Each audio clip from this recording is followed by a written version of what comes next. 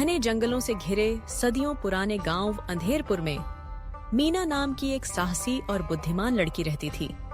अंधेरपुर अपनी प्राचीन परंपराओं और रहस्यमयी कहानियों के लिए जाना जाता था।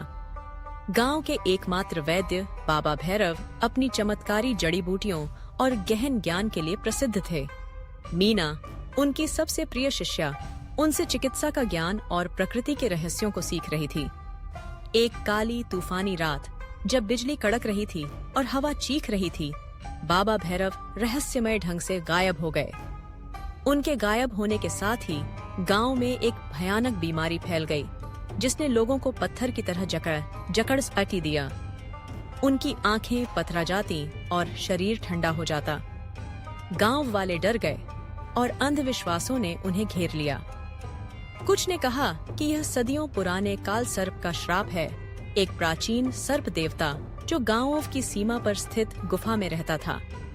कुछ ने कहा कि यह बस बाबा भैरव का क्रोध है, जबकि कुछ ने एक दुष्ट जमींदार ठाकुर रणविजय सिंह के षड्यंत्र की बात कही, जो बाबा भैरव की दुर्लभ जड़ी बूटियों को हासिल करना चाहता था। मीना ने हार नहीं मानी। उसे पता था कि बाबा भैरव यूं ही गायब नहीं हो सकते। उसने उनकी झोपड़ी में खोजबीन शुरू की और उसे एक पुराना चमकता हुआ मणि मिला, जो बाबा भैरव हमेशा अपने पास रखते थे। मणि पर प्राचीन नागलिपि में कुछ चिन्ह बने हुए थे। जब मीना ने उसे छुआ तो उसे बाबा भैरव की कमजोर आवाज सुनाई दी, जो एक रहस्यमय गुफा, नागलोक गुफा की ओर इशारा कर रही थी, जो काल सर्प का निवास स्थान मानी जाती थी। मीना ने मणि को अपने साथ लिया और घने जंगल में उस गुफा की खोज में निकल पड़ी। रास्ते में उसे जहरीले नागों, खतरनाक जंगली जानवरों और भ्रमित करने वाले माया जाल का सामना करना पड़ा। मणि की रोशनी ने उसे सही रास्ता दिखाया और उसकी अंतर्ज्ञान ने उसे खतरों से बचाया। गुफा के अंदर उसे एक छिपी हुई प्रयोगशाला मिली, जहां बाबा भैरव ने दुर्लभ जड़ी बूटियों और प्राचीन ग्रंथों पर प्रयोग किए थे।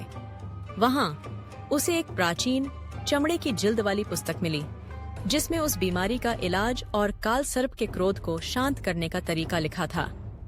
पुस्तक में उसे पता चला कि ठाकुर रणविजय सिंह ने बाबा भैरव को बंधक बना लिया था, ताकि वह काल सर्प की गुफा में पाई जाने वाली दुर्लभ जड़ी बूटियों को चुरा सके।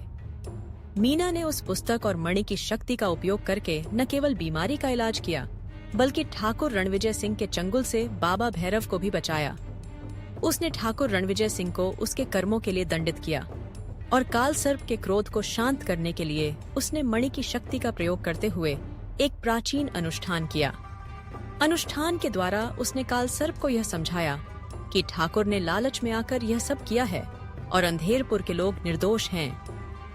मीना की बहादुरी, ज्ञान और करुणा ने गांव वालों को अंधविश्वासों से मुक्त किया और उन्हें सिखाया कि असली शक्ति ज्ञान, साहस और दया में है। उसने अंधेरपुर को एक नई रोशनी दी,